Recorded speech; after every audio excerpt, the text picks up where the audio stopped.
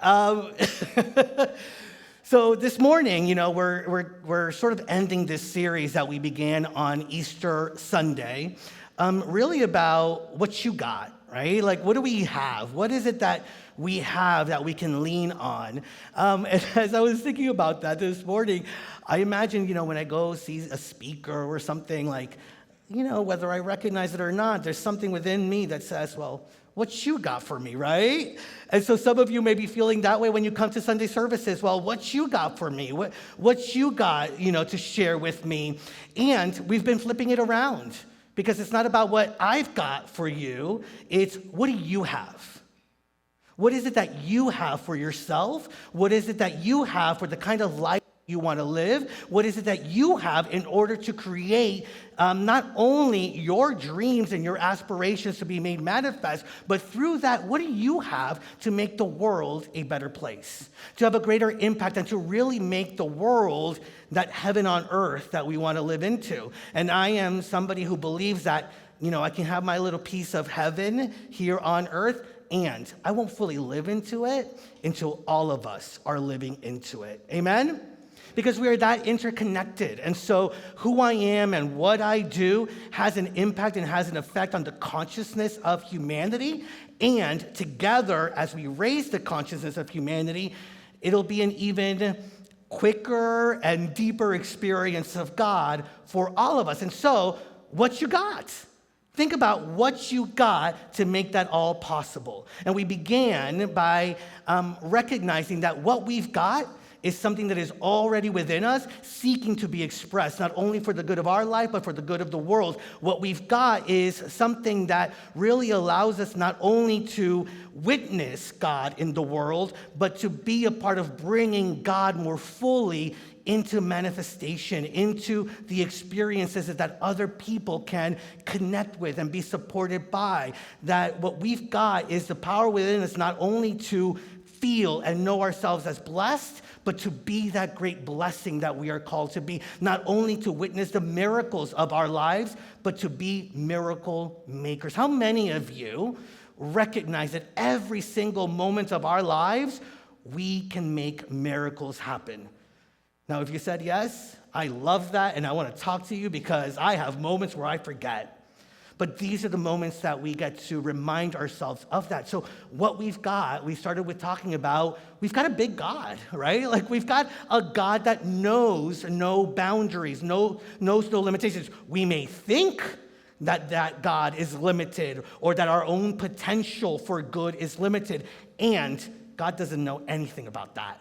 God simply is the full potential of joy, of peace, of grace, of all the things that we aspire to live into. And so God has no limits. It is only a deep and expansive potential within us. So what you've got, you can say it with me. I've got a big God.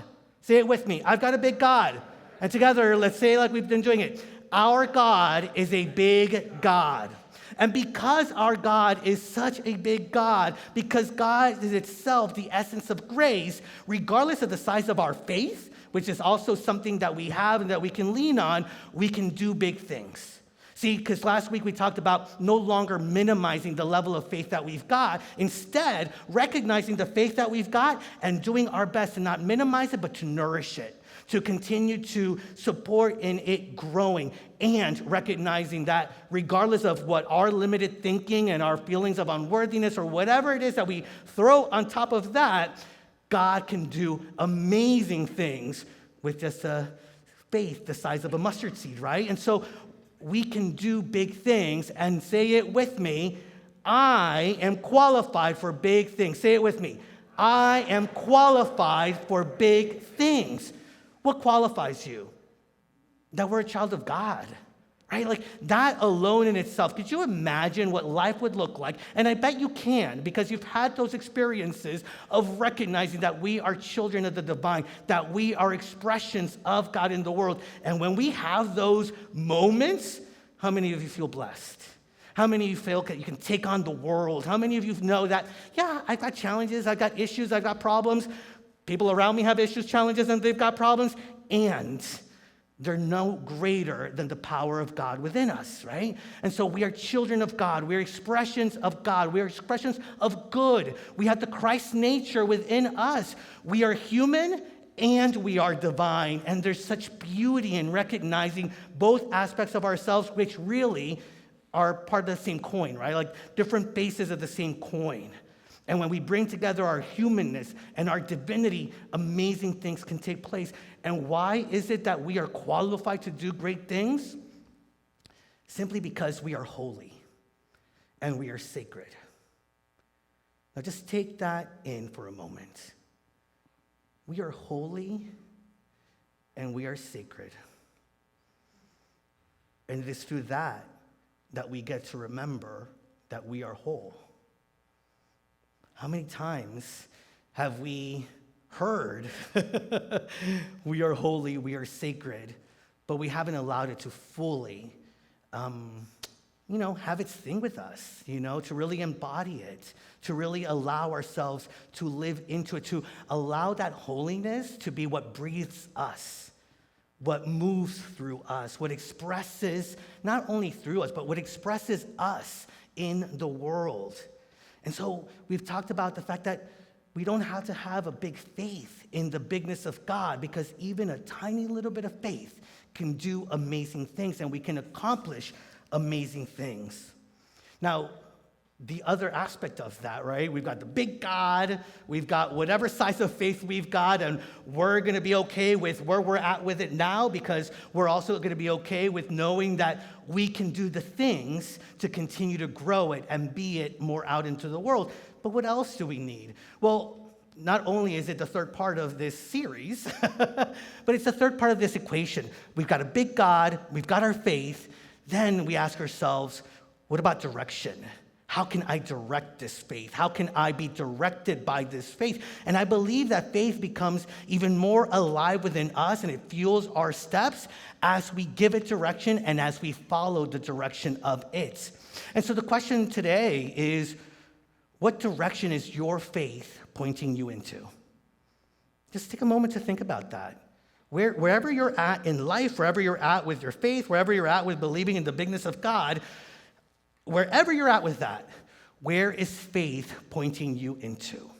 What are the spaces that not only are you being invited to occupy, but that there's something within you that believes you're ready to occupy those spaces? When we talk about the bigness of God, what are the spaces where the bigness of you is being asked to fully be embodied and fully be the expression of God's good? And God has prepared us for this moment. Last week, I think it was last week, it may have been last week, or it may have just been conversations, I came to the conclusion, it's not just me meeting the moment is meeting me. It's not just me meeting the blessing is meeting me. Not only me meeting the miracle is meeting me. Not only is that faith within me something that is that I'm meeting and growing into, but that faith is growing in me also. To be able to recognize that is the relationship that we have from our humanness and from our divinity, to allow ourselves to be breathed by God in greater ways. And so, how are you being directed? And how are you directing your faith? It's both.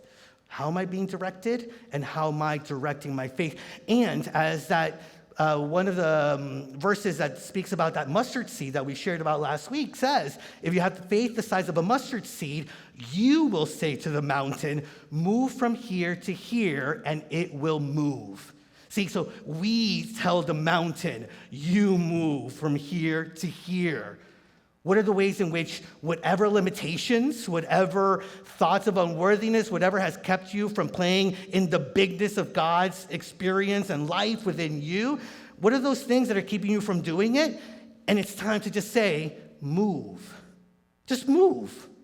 Whatever valley it is that you're moving through, whatever hill, whatever mountaintop, move, and it shall be moved. And you will move through it in greater ways and in a deeper understanding of the very power of God to move us through whatever challenge or difficulty or whatever thing that is keeping us from fully being alive in God and expressing God in even greater ways in our lives. How can you direct your faith in this very moment? What are the visions that you have? What are the ways in which, as you sit in silence, as you sit in prayer and meditation, faith is directing you, and you start to get a clear idea of where you want to direct your faith? When you look out into the world, when you look out into your life, how do you want to show up for it? Now, there's a story of a little boy who is standing outside of a store. His mother went inside to get something, and this gentleman comes up to him and says, "Hey, can you tell me where the post office is?" And the little boy just says, "Sure, you just go down the street, make a right, make a left, and you'll find it." And the gentleman says, "Well, thank you so much. By the way, I'm the new minister in town, and I'd love for you to come to services with your mom. I'll show you how to get to heaven." And the little boy said, "Come on, you don't even know how to get to the post office."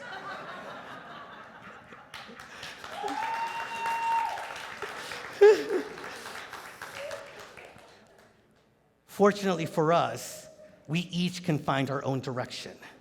Fortunately for us, we have something within us that is our own guidance. We don't need to look outside for that guidance. We simply have to trust the guidance that is already at hand. You don't have to rely on me. You don't have to rely on the little boy outside of the store. You can rely on God. God, and we've shared this before, like our own little GPS system, our God positioning system that we have that is embedded in us and guides us. And like any good app, or I don't know if I call it good, but like any app, it is constantly working in the background, right? It's constantly doing its thing, and we still have to take the action of opening up the app and putting it in where we want to go and how, and be open to how it's directing us. And so this is the time, right? Like, this is no longer about looking outside of us for direction. It's about going within, opening up that GPS system and fully trusting it, because this is the beautiful thing. In God, there will always be a way towards our highest good, right? Like, that's the beauty of this GPS system. It always is directing us to our highest good. It's always directing humanity, as much as we may sometimes not see it in that way, to its highest good. It's always directing us to heaven on earth. It's always directing us to blessings, to miracles. It is always directing us to the truth of our life and of our being. And yes, it tells us the shortest way to get there, but it has that, like, the lighter blue lines, like alternate ways of getting there. And sometimes we decide, oh, I know better. I'm sure there's traffic the way it's telling me to go, so I'll go into the light blue, and we take the alternate route, right? And sometimes that just takes a little longer. And sometimes we decide, you know what, to heck with it, I'm gonna go my own way. But the beauty in that is that no matter where we are, as long as we have that GPS open, as long as we're willing to look at the guidance and follow that guidance, all of a sudden it recalculates. It recalculates. And the moment that we say finally yes to following that guidance, it always leads to our highest good. It's never lost. We are never lost in God. God is not only what finds us, God is how we find ourselves and our good. And we can trust in that. Jeremiah chapter 29, verse 11 says, "For surely I know the plans I have for you, says the Lord, plans for your welfare and not for harm, to give you a future with hope." And so what is the direction? And what are the ways in which you and I are being directed to lean on the bigness of God, to trust in the faith that is already within us, and then seek to be expressions of good out into the world? And that's, to me, like recognizing that we have a purpose here. And by the way, that our purpose is always bigger than I think we give ourselves credit for. And for me, it's there's a couple of different ways of looking at it. And there's an inner purpose and there is an outer purpose. Eckhart Tolle talks a lot about this, the inner and the outer purposes. The inner purpose is about beingness. Who am I being in this moment? How am I being called to be out in the world? And the outer purpose is the doingness of it all. Right? And so we are being human beings. And so the human part of us that does, and the spirit part of us, and the divinity part of us that just simply is. And when we bring them into the alignment, we become this divine being of expressing all that God has embedded us in. So, for example, my outer purpose is to be a minister, right? And I was thinking about this today. My outer purpose is to be a minister and to do the things that a minister does. And my inner purpose is to be love in more deeper ways out into the world. My inner purpose is to not only tap into the divine connection, but be a part of bringing that connection out into the world, to be courageous, to be bold, to be strong, and to be faith-filled.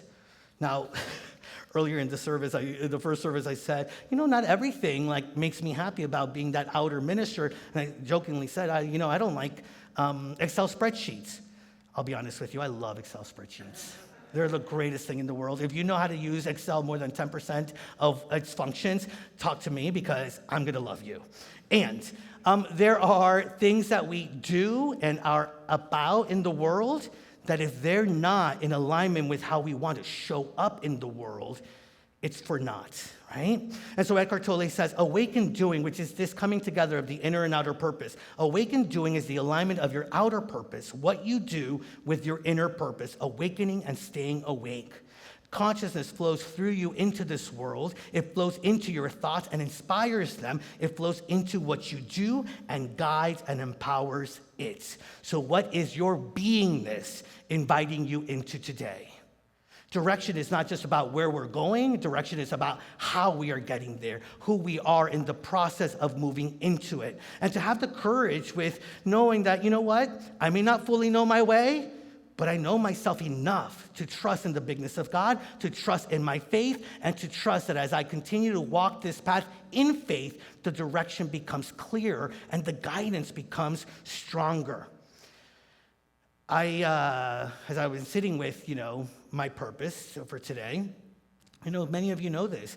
Before I became a Unity minister, and towards the beginning of when I was here at Unity for the first time, I was an activist. I was out in the world and doing LGBTQ activism. I was getting involved in a lot of progressive causes and, and enjoying that. It wasn't like, I don't want to minimize the effect that had.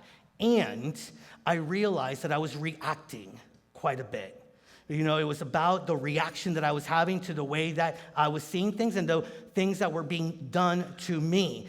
And in Unity, I came to realize that there is such power because, yes, I don't minimize what I was able to do, but I also realized some of those things were great and they did great things, but the rest of my life, that was in shambles, right? The rest of my life didn't fully nourish me. And when I came to Unity and realized that it's not just about what we're doing in the world, but how we are nourishing ourselves in order to respond to the things that are happening in my life, in our lives, and in the world, that there is such beauty and there's a lot more grace, and it just feels better, right? And so who are we being? And all of a sudden, I brought those two things in and allowed them to be what now fuels me and what I believe can fuel us in this moment. We are being called to make way for God's light to be made known more fully. How many of you know that God's light is present in your life? How many of you know that God's light is present in you? If we know this more fully, we recognize that we are the ones that are bringing light into expression. We haven't been given that light for anything other than to be that light, to express that light. And sometimes we can look out into our lives and look out into the world and think that there's darkness, right? Or there's spaces where light is not. Well, guess what? Well, then go to that place. Be the light in those spaces and be the light that shines God's beauty in greater ways for others. And in that way, our direction and the way our faith and the way the bigness of God is expressed feels even more real to us. Now, so many times we have allowed ourselves to be directed by things outside of us, right? Like I said, for me, it was a reaction to a lot of the things that were happening out into the world. I still have a few reactions, by the way, and working through that. But also, it's about sometimes thinking we have to do the things that our parents thought that we should do, or society thought that we should do, the things that other people told us would make us happy, rather than going to that GPS system and seeking to experience our own happiness through the beingness of who we are. It may have been that we're shaped, or our direction is shaped by our past hurts, our failures, our judgments, and our fears. I would imagine that there are some parts within your life, maybe not all of you, but that there are some parts in your life where what you are doing is basically what you are not as scared of doing as how scared you are of the full potential of God within you. There are things that we are doing right now because they're a little less scary than recognizing that we are God's light in expression, that we are God's good being made known and manifested out into the world. And the opportunity to take that in, the opportunity to own it, and the opportunity to embody it is right here and right now. Direction is not a destination. It's a daily choice that we get to make on how we are rooted in our spiritual identity and how that spiritual identity then gives us the guidance. So I cannot tell you what direction you're going to be moving through because that's only for you to figure out for yourselves. What I will tell you is that I've found that there are a couple of questions that I can ask myself about the spaces that I'm in to see whether they feel like they're in the right direction, where I am really listening to that still small voice. One, in whatever you're doing, does it allow you to express your inner purpose also? Because it's not just about reacting, it's not just about doing, it's who we are being in our doingness. So, does it allow you to express your inner purpose? The second thing, do I feel enthusiastic about what it is that I can do within it? Like, can I bring life into it? Can I feel alive as I do it? If it's tampering that down, if you don't see how it can bring life to who you are, then maybe you're not necessarily doing things that you are being guided to do. And maybe this is an opportunity for you to shift. And yes, life is meant to be lived. Yes, life is made to feel, in my view, enthusiastic, with zeal, with excitement. And the third one is, does it bring you joy when you think of its impact? That's when I mentioned the Excel spreadsheet. Not everything that we do necessarily will bring us joy in that moment, but as we are doing it, do we see the impact that it can make, and does that bring us a sense of joy? If you ask these three questions, I believe that you will continue to decipher for yourself how you're guided to be God's love, beauty, strength, everything out into the world. We've got the big God, we've got our faith, and we've got our GPS system. And so now it's each of our turns to ask, how are we going to bring those all together to have a greater impact in our lives, in the lives of our loved ones, and in the life of the world? We are meant to express our light, not to hide it. We are meant to give light to the spaces where there may be some darkness within ourselves, within our lives, and within humanity. And yes, I do believe, and many of you know this, I believe that we're going through a dark night of the soul within the country. How many of us have experienced dark nights of the soul in our own personal lives? And we've made it through. And I believe our country is going through its dark night of the soul, and God's with us. The bigness of God is with us. The faith that we have can get us through, and we've already experienced the beauty of what God can do when we are willing to follow that guidance and that system. To remember that that GPS always is bringing us individually and collectively to our highest good. So, are you ready to bring all of those things together? Yes? Are you ready to bring all those things together? Yes? Listen, I went to a Holy Communion yesterday at the Catholic Church. They get up and sit and get up and sit and get up and sit a lot. So, no complaining as I ask you, if you are ready to get up this once, get up if you know that you have a big God. Yes? Get up if you know that the faith that you have is sufficient to do everything that you are meant to do, and you get up to know that we are following God's guidance, and God's guidance can prove us no wrong. We are always in the tender and loving arms of God. And so, being up and about and opening our arms widely, because this is a place of heart, this is a place of knowing, this is a place of willingness, speak this affirmation with me. Together, I align my life with divine direction. I walk in purpose, passion, and grace. Now stay standing up. Let your direction be guided by the greatness of God and the spark of your faith. Walk boldly, walk passionately, walk joyfully, and walk with awakened purpose. And that is how we awaken the world. Namaste, everyone. Stay standing up because we're about to sing some more.